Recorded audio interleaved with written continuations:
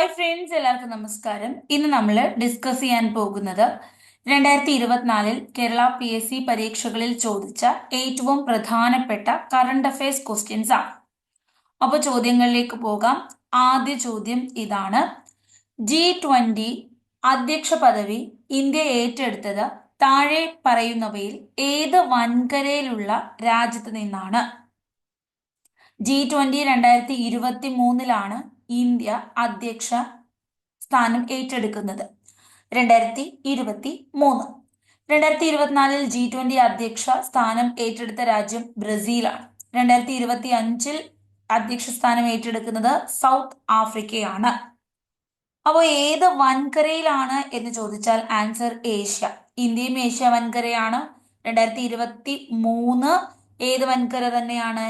Asia വൻകരയിൽ നിന്നാണ് രണ്ട് തവണയും 2022 G20യും 2023 G20യും ഏഷ്യ വൻകര തന്നെയാണ്. 2022 ഇന്തോനേഷ്യയിലെ ബാലി ആയിരുന്നു വേദി. ഇന്തോനേഷ്യ ബാലി ആയിരുന്നു 2022 വേദി. ഇത് ഏഷ്യ എന്ന വൻകരയാണ്. ഇനി അടുത്ത ചോദ്യം: 2023 ലോകകപ്പ് ക്രിക്കറ്റ് പങ്കെടുക്കുന്ന രാജ്യങ്ങളുടെ എണ്ണം എത്രയാണ്? 2023 ലോകകപ്പ് ക്രിക്കറ്റിൽ പങ്കെടുത്ത രാജ്യങ്ങളുടെ എണ്ണമാണ് 10. 2023 2020 ലോകകപ്പ് ജേതാക്കൾ ഇന്ത്യയാണ്. ജേതാക്കൾ ഇന്ത്യ. ഇനി G20 ഉച്ചകോടി ബന്ധപ്പെട്ട് ശരിയായ പ്രസ്താവന ഏതാണ്? 2023 ഇന്ത്യയിൽ നടന്ന G20 മീറ്റിംഗുമായി ബന്ധപ്പെട്ട ശരിയായ പ്രസ്താവനകളാണ് അറിയേണ്ടത്. G20യുടെ 18ാമത്തെ ഉച്ചകോടി ന്യൂഡൽഹിയിലാണ് നടന്നത്. ഇന്ത്യയിൽ നടക്കുന്ന രണ്ടാമത്തെ ഉച്ചകോടി. അപ്പൊ ഇത് രണ്ടും ശരിയാണ്. ഇന്ത്യയിൽ ആദ്യമായിട്ടാണ് ഒരു G20 മീറ്റിംഗ് നടക്കുന്നത്. അപ്പോൾ ഈ രണ്ട് സ്റ്റേറ്റ്മെന്റ് മാത്രം ശരിയാണ്. 18ാമത്തെ ഉച്ചകോടിയായിരുന്നു ന്യൂഡൽഹിയിലാണ്, പ്രഗതി മൈതാനിലാണ്, ഭാരത് മണ്ഡപ് കൺവെൻഷൻ സെന്ററിലാണ് ഇത് നടന്നത്. ന്യൂഡൽഹി. അധ്യക്ഷൻ നരേന്ദ്രമോദി. ഇനി ചോദ്യം: ചന്ദ്രയാൻ 3 ദൗത്യത്തിന് പിന്നിലെ റോക്കറ്റ് വനിത ആരാണ്? ഋതു കരുതലാണ് റോക്കറ്റ് വനിത. റോക്കറ്റ് മാൻ എന്നറിയപ്പെടുന്നത് K ശിവനാണ്. Missile man of India APJ ആണ്. മിസൈൽ വുമൺ ടെസി തോമസ് ആണ്. അപ്പൊ ചന്ദ്രയാൻ 3 ദൗത്യത്തിന് പിന്നിലെ റോക്കറ്റ് വനിതയാണ് ഋതു കരുതൽ. ഇനി ചോദ്യം: 2023 രാജസ്ഥാനിൽ പുതിയതായി സ്ഥാപിച്ച വന്യജീവി സംരക്ഷണ കേന്ദ്രം ഏതാണ്? നൽ സരോവർ, സോർസൻ, ഗുഗാമൽ ദേശോദ്യാനം, ദുധുവ. അപ്പോ 2023 രാജസ്ഥാനിൽ പുതിയതായി സ്ഥാപിച്ച വന്യജീവി സംരക്ഷണ കേന്ദ്രം ഏത് എന്നാണ് നമുക്ക് അറിയേണ്ടത്. അപ്പൊ പുതിയ വന്യജീവി സംരക്ഷണ കേന്ദ്രങ്ങളൊക്കെ ചോദിക്കാൻ സാധ്യതയുണ്ട് എന്ന് ഓർത്തു വെക്കുക. ആൻസർ സോർസൻ ആണ്. രാജസ്ഥാൻ സോർസൻ. ആൻസർ സോർസൻ. ഇനി ചോദ്യം: കേരളത്തിലെ ഇപ്പോഴത്തെ മുഖ്യ വിവരാവകാശ കമ്മീഷണർ ആരാണ്? ഇപ്പോഴത്തെ മുഖ്യ വിവരാവകാശ കമ്മീഷണർ ആണ് V Hari Nair IAS. V Hari Nair IAS. കേന്ദ്രത്തിൽ ആരാണ്? ഹീരലാൽ സമാരിയാണ് ഇന്ത്യയില്. ഹീരലാൽ സമാരിയാണ് ഇന്ത്യയില്. കേരള സാമൂഹ്യ നീതി വകുപ്പ് സർക്കാർ സേവനങ്ങൾ വീട്ടുപടിക്കൽ എന്ന ലക്ഷ്യത്തിനായി ആവിഷ്കരിച്ച വെബ് പോർട്ടൽ ഏതാണ്? സുനീതി. ആൻസർ സുനീതി. കേരള സാമൂഹ്യ നീതി വകുപ്പ്. അപ്പൊ സുനീതി. സർക്കാർ സേവനങ്ങൾ വീട്ടുപടിക്കൽ എത്തുക. കുടുംബശ്രീകളിൽ നിന്നും തിരഞ്ഞെടുക്കപ്പെടുന്ന വനിതകൾക്ക് രംഗകലകളിൽ പരിശീലനം നൽകുന്ന പദ്ധതിയുടെ പേരെന്ത്? രംഗകല, രംഗശ്രീ. കുടുംബശ്രീ, രംഗകല, രംഗശ്രീ. അഡ്വക്കേറ്റ് ജനറലുമായി ബന്ധപ്പെട്ട് തെറ്റായ വസ്തുതകൾ ഏതാണ്?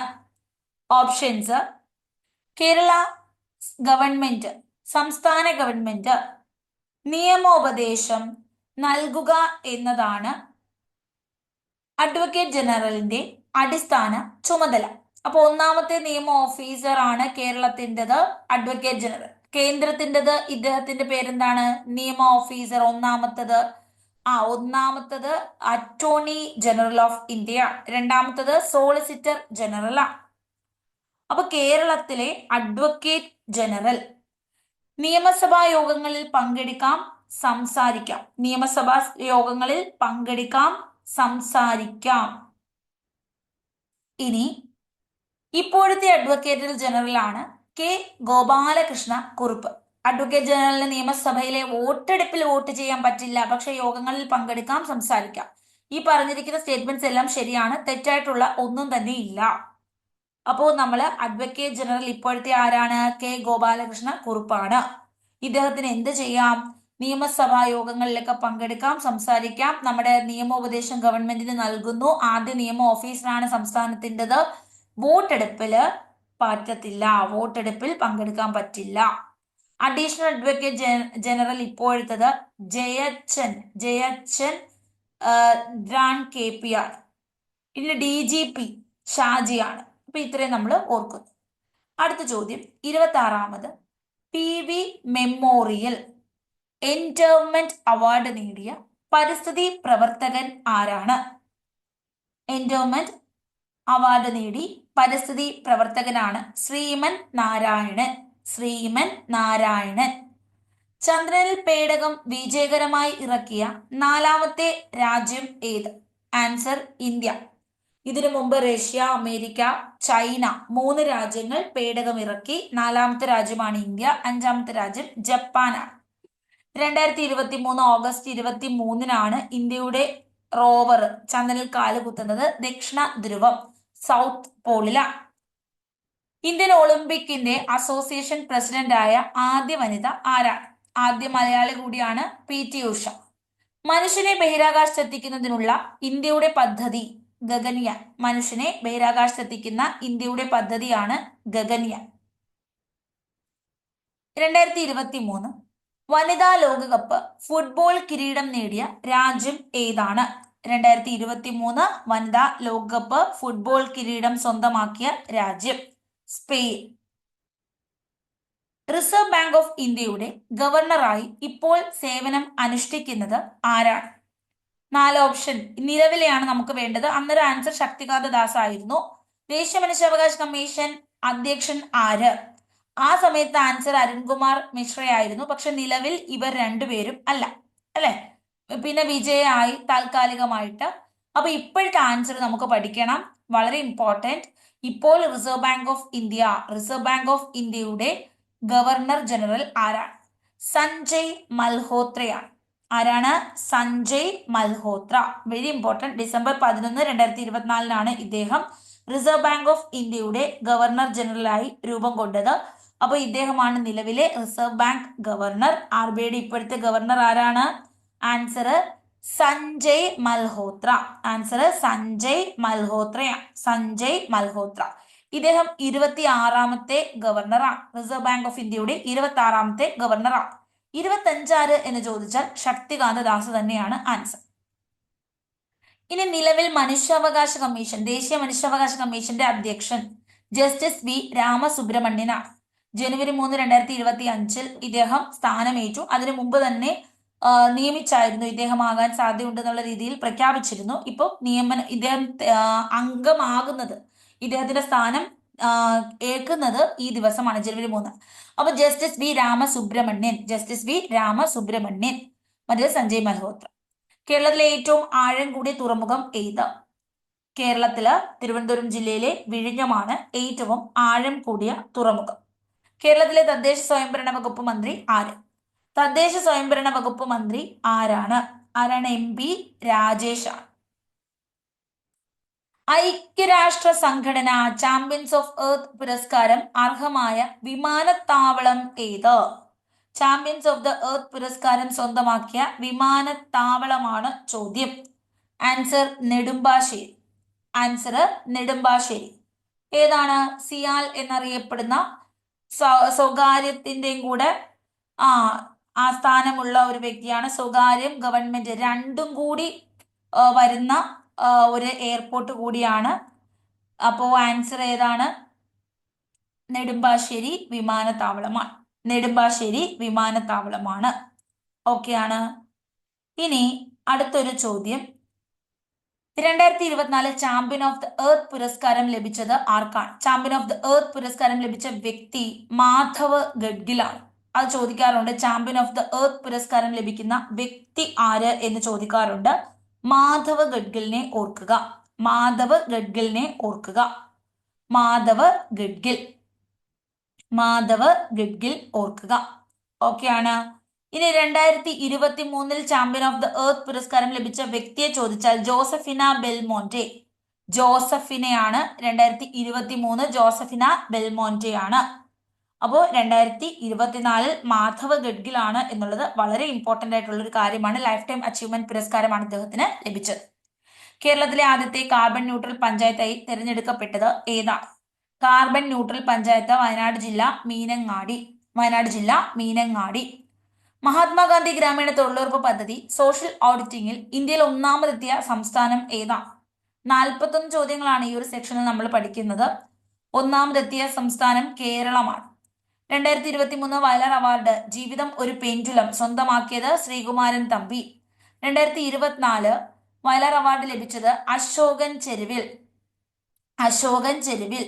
കാട്ടൂർ കടവ് എന്ന കൃതിക്കാണ്. കാട്ടൂർ കടവ് എന്ന കൃതിക്കാണ് അശോകൻ ചെരുവിലിന് വയലാർ അവാർഡ് ലഭിച്ചത്. ഇനി എഴുത്തച്ഛൻ പുരസ്കാരം ലഭിച്ചത് ആർക്കാണ്? 2024 NS മാധവൻ. NS മാധവൻ. ശാസ്ത്രലോകത്ത് ഇന്ത്യയുടെ അഭിമാനമായ ചന്ദ്രയാൻ 3 വിക്ഷേപിച്ച ഡേറ്റ്? ജൂലൈ 14, 2023 വിക്ഷേപിച്ചത്. ചന്ദ്രന്റെ ഭ്രമണപഥത്തിൽ എത്തുന്നത് 2023 ഓഗസ്റ്റ് 5. 23 ജൂലൈ 14 വിക്ഷേപിച്ചു. ഓഗസ്റ്റ് 5 ഭ്രമണപഥത്തിലെത്തി. 2023 ഓഗസ്റ്റ് 23 ദക്ഷിണ ധ്രുവത്തിൽ കാലുകുത്തുന്നത്. മെയ് 17 എന്ത് ദിനമാണ്? കുടുംബശ്രീ ദിനമാണ്. 98 മെയ് 17 കുടുംബശ്രീ രൂപീകരിച്ചത്. അപ്പൊ സ്ത്രീ ശാക്തീകരണമാണ്, അതുപോലെ തന്നെ ദാരിദ്ര്യ നിർമ്മാർജ്ജനവും ഇതിന്റെ ലക്ഷ്യമാണ്. മലപ്പുറത്താണ് ആദ്യം രൂപീകരിക്കുന്നത്. അടൽ ബിഹാരി വാജ്പേയി ആണ് ഇത് രൂപീകരിച്ച് ഉദ്ഘാടനം ചെയ്ത പ്രധാനമന്ത്രി. യുനെസ്കോ സാഹിത്യ നഗര പദവി ലഭിച്ചത് കോഴിക്കോട്. സംഗീത പദവി ലഭിച്ചത് ഗ്വാളിയോറിനാണ്. സാഹിത്യ നഗരം കോഴിക്കോട്. അമേരിക്കയിലെ മൈക്രോൺ ടെക്നോളജി താഴെ പറയുന്നവയിൽ ഏത് ഇന്ത്യൻ സംസ്ഥാനത്താണ് സെമി കണ്ടക്ടർ പ്ലാന്റ് നിർമ്മിക്കുന്നത്? ഗുജറാത്ത്. ആൻസർ ഗുജറാത്ത്. ഒരു വിദേശ സർവകലാശാല ഇന്ത്യയിൽ ആദ്യമായി രൂപീകരിക്കുന്നു. അത് ഗിഫ്റ്റ് സിറ്റിയിലാണ്, ഗുജറാത്തിലാണ് വിദേശ സർവകലാശാല വരുന്നത്. അപ്പൊ അമേരിക്കയിലെ മൈക്രോൺ ടെക്നോളജി ഏത് ഇന്ത്യൻ സംസ്ഥാനത്താണ് സെമി കണ്ടക്ടർ പ്ലാന്റ് രൂപീകരിച്ചത് എന്ന് ചോദിച്ചാൽ ഗുജറാത്ത്. ചന്ദ്രയാൻ 3 വിക്ഷേപണം ശരിയായ പ്രസ്താവന. ISRO chairman K Sivan. ശരിയാണോ? അല്ല. S സോമനാഥ് ആണ് ഈ സമയത്ത് ISRO പ്രസിഡന്റ്. ചന്ദ്രയാൻ 2 സമയത്താണ് K ശിവൻ. ചന്ദ്രയാൻ 3 സമയത്ത് S Somanath Malayali. Project director P Veeramuthuvel. ശരിയാണ്. വിക്ഷേപണ വാഹനം LV Mark 3. വിക്ഷേപണ തീയതി ജൂലൈ 14, 2023. 2, 3, 4 സ്റ്റേറ്റ്മെന്റ് ശരിയാണ്. ഒന്ന് മാത്രം തെറ്റ്. ഏകദിന ക്രിക്കറ്റ് മത്സരത്തിൽ ഒരു ഓവറിൽ 4 വിക്കറ്റ് നേടിയ ഇന്ത്യൻ ബൗളർ ആരാണ്? ഏകദിന ക്രിക്കറ്റ് മത്സരം ഒരു ഓവർ 4 വിക്കറ്റ്. മുഹമ്മദ് സിറാജ്. 2023 ഇന്ത്യയിൽ നടന്ന G20 സമ്മേളനം ഇന്ത്യൻ ഷെർപ്പ അമിതാഭ് കാന്ത്. കുമരകത്താണ് നടന്നത്. Kottayam sherpa meeting. 2023 നടന്ന ഏഷ്യൻ ഗെയിംസ് ബന്ധപ്പെട്ട് താഴെ നൽകിയിരിക്കുന്ന പ്രസ്താവനകളിൽ ശരിയേത്? എല്ലാം ശരിയാണ്. ഇന്ത്യക്ക് ഏഷ്യൻ ഗെയിംസിൽ 107 മെഡലുകൾ ലഭിച്ചു. ഏഷ്യൻ ഗെയിംസ് നടന്നത് ചൈനയിലാണ്. പുരുഷ ക്രിക്കറ്റിൽ ഇന്ത്യക്ക് സ്വർണ്ണ മെഡൽ ലഭിച്ചു. 2023 ലോക പരിസ്ഥിതി ദിന സന്ദേശം. ഏത് മലിനീകരണത്തിന്റെ പരിഹാരം? പ്ലാസ്റ്റിക് മലിനീകരണമാണ്. 23. 25 പ്ലാസ്റ്റിക് മലിനീകരണം നിർത്തലാക്കലാണ്. 24 മരുഭൂവൽക്കരണം തടയൽ, വരൾച്ച പ്രതിരോധിക്കൽ തുടങ്ങിയവയാണ്. ഇനി അടുത്ത ചോദ്യം. രക്തജന്യ രോഗങ്ങളായ ഹീമോഫീലിയ, അരിവാൾ രോഗം, തലാസീമിയ സമഗ്ര ചികിത്സ ഉറപ്പാക്കാൻ കേരള ആരോഗ്യ വകുപ്പ് ആരംഭിച്ച പദ്ധതി ഏത്? ആൻസർ ആശാധാര. അപ്പോ മിഷ്ടി എന്ന് പറയുന്നത് ബഡ്ജറ്റിൽ അവതരിപ്പിച്ചതാണ്. ഇത് കണ്ടൽ കാടുകളുമായി ബന്ധപ്പെട്ടതാണ്. ഹീമോഫീലിയ, അരിവാൾ രോഗം, തലാസിമിയ ഇത് രക്തജന്യ രോഗങ്ങളാണ്. സമഗ്ര ചികിത്സ ഉറപ്പാക്കുന്നു. ആശാധാര. ഐക്യരാഷ്ട്രസഭ ഭക്ഷ്യ കാർഷിക സംഘടന 2023 ഏത് വിളകളുടെ വർഷമായി പ്രഖ്യാപിച്ചു? ചെറുധാന്യം, മില്ലറ്റ് ഇയർ 2023. 24 ഒട്ടക വർഷം. 25 ഹിമാനി വർഷം ക്വാണ്ടം സയൻസ് ഇയർ. ഇനി ഇന്ത്യയുടെ ആദ്യ സൗര നിരീക്ഷണ ഉപഗ്രഹമാണ് ആദിത്യ L1. സൂര്യനെ കുറിച്ച് പഠിക്കുന്നു. കൊറോണ, ഔട്ടർ ഭാഗങ്ങൾ, കൊടുങ്കാറ്റുകൾ, ഇതിനെക്കുറിച്ചൊക്കെ പഠിക്കുന്നു. അപ്പോ സൗരവാദങ്ങളെയൊക്കെ കുറിച്ച് പഠിക്കുന്ന ആദിത്യ L1 എന്നാണ് വിക്ഷേപിച്ചത്? 2023 സെപ്റ്റംബർ 2 വിക്ഷേപിച്ചത്. 2023 സാഹിത്യ നോബൽ പുരസ്കാരം ലഭിച്ചത് ആർക്കാണ്? ജോൺ ഫോസയ്ക്കാണ്. ഇദ്ദേഹം നോർവേ എന്ന രാജ്യക്കാരനാണ്. 2024 നൊബേൽ സമ്മാനങ്ങളെല്ലാം വരും വർഷങ്ങളിൽ ചോദിക്കും. അതിന് പ്രത്യേക ക്ലാസ് ചെയ്തിട്ടുണ്ട്. ക്ലാസ് കാണണം. നൊബേൽ സമ്മാനം 23, 24 ഒരേ പ്രാധാന്യമാണ്. 2, 3 ക്വസ്റ്റ്യൻസ് ഒക്കെ തന്നെ നമുക്ക് ഒരു ക്വസ്റ്റ്യൻ പേപ്പറിൽ നിന്ന് കിട്ടും. Norway, John Fosse. സംസ്ഥാനത്തെ അംഗപരിമിതർക്ക് പ്രതിവർഷം 1 ലക്ഷം രൂപ ആരോഗ്യ ഇൻഷുറൻസ് ലഭ്യമാക്കുന്ന പദ്ധതി ഏത്? നിരാമയ. ഇനി എംപ്ലോയ്മെന്റ് ഓഫീസിൽ പേര് കൊടുത്തു. മുതിർന്ന പൗരൻ, അവർക്കുള്ള സ്വയം തൊഴിൽ പദ്ധതിയാണ് നവജീവൻ. അതുകൂടി ഓർക്കുക. ഇത് അംഗപരിമിതർ പ്രതിവർഷം 1 ലക്ഷം രൂപ ആരോഗ്യ ഇൻഷുറൻസ് ആണ് നിരാമയ. കേരള സാമൂഹ്യ സുരക്ഷാ മിഷൻ നിലവിൽ വന്നത് എന്നാണ്? 2008 സാമൂഹ്യ സുരക്ഷാ മിഷൻ. ആരോഗ്യമുള്ള സാമൂഹ്യ സുരക്ഷാ മിഷൻ. ബ്ലാക്ക് ടു ബേസിക് എന്ന് പറയുന്നത് കോവിഡുമായി ബന്ധപ്പെട്ടതാണ്, corona virus. 2023 national health care award ലഭിച്ച കേരള സർക്കാർ പദ്ധതി? നാഷണൽ ഹെൽത്ത് കെയർ അവാർഡ് കാരുണ്യ ആരോഗ്യ സുരക്ഷാ പദ്ധതി. കൗമാരക്കാരിലെ ജീവിതശൈലി രോഗങ്ങൾ തുടക്കത്തിലെ കണ്ടെത്തി പരിഹരിക്കാൻ ഹയർ സെക്കൻഡറി സ്കൂളുകൾ കേന്ദ്രീകരിച്ച് സംസ്ഥാന സർക്കാർ നടപ്പിലാക്കുന്ന ആരോഗ്യ സർവേ പദ്ധതി? തുടക്കത്തിലെ കണ്ടെത്തുന്നു, സശ്രദ്ധം. അപ്പൊ കൗമാരക്കാരിലെ ജീവിതശൈലി രോഗങ്ങൾ തുടക്കത്തിലെ കണ്ടെത്തി പരിഹരിക്കണം. അതിനു വേണ്ടിയിട്ടാണ് സശ്രദ്ധം. ലോക ജന്തുരോഗ ദിനം ജൂലൈ 6. ലോക ജന്തുരോഗ ദിനമാണ് ജൂലൈ 6. ഇപ്പോഴത്തെ ആരോഗ്യ വകുപ്പ് മന്ത്രി നഡ്ഡയാണ് അല്ലെ? നഡ്ഡയെ ഓപ്ഷനിലില്ല, മൻസുഖ് മാണ്ഡവ്യ ഉള്ള, നേരത്തെ ഉള്ള ഓപ്ഷനില്ല. അതുകൊണ്ട് തന്നെ ഇത് എക്സാമിന് എന്ത് ചെയ്തു? എലിമിനേറ്റ് ചെയ്തു. അപ്പോൾ ഓർക്കുക, ഇപ്പോഴത്തെ ആരാണ് ആരോഗ്യ വകുപ്പ് മന്ത്രി? അപ്പൊ ആരോഗ്യ വകുപ്പ് മന്ത്രി ആരാണ് എന്ന് ചോദിച്ചാൽ ആരാണ്? നമ്മുടെ ആൻസർ നഡ്ഡയാണ്. നഡ്ഡയെ ഓർക്കണം കേട്ടോ, മറക്കരുത്. പലപ്പോഴും എക്സാമിന് ചോദിക്കുന്നുണ്ട്. ആരാണ്? നഡ്ഡയെ കുറിച്ച് ചോദിക്കുന്നുണ്ട്. അപ്പൊ അതുകൊണ്ട് ജഗത് പ്രകാശ് നഡ്ഡ എന്ന ഫുൾ നെയിം ഓർത്തു വെക്കുക. ജഗത് പ്രകാശ് നഡ്ഡ. ഇത്രയും പറഞ്ഞുകൊണ്ട് ഇന്നത്തെ ഒരു CA സെക്ഷൻ നമ്മൾ അവസാനിപ്പിക്കുന്നു. 41 ചോദ്യങ്ങളാണ് നമ്മൾ ഡിസ്കസ് ചെയ്തത്. 2024 ചോദിച്ച മികച്ച ചോദ്യങ്ങളുമായി ഇനിയും വരും. സബ്സ്ക്രൈബ് ചെയ്തിട്ടില്ലാത്തവർ ദയവായി സബ്സ്ക്രൈബ് ചെയ്യുക. നമുക്ക് പ്രിലിംസിന് വേണ്ടി പ്രത്യേക പ്ലേലിസ്റ്റ് ഉണ്ട്. പ്രിലിംസ് എക്സാം എന്ന് പറഞ്ഞിട്ട് ഒരു പ്ലേലിസ്റ്റ് കിടപ്പുണ്ട്. അതിനകത്ത് ഇതുവരെ എക്സാം നടത്തിയ 2021 മുതൽ 24 വരെ PSC നടത്തിയ പ്രിലിംസിന്റെ എല്ലാ ചോദ്യപേപ്പറും കിടപ്പുണ്ട്. പ്രിലിംസ് കറണ്ട് അഫയേഴ്സ് എന്ന് പറഞ്ഞിട്ട് പ്രത്യേക പ്ലേലിസ്റ്റ് ഉണ്ട്. അതിൽ ഇതുവരെ ചോദിച്ച മികച്ച കറണ്ട് അഫയേഴ്സ് ക്വസ്റ്റ്യൻസ് ഇരിപ്പുണ്ട്.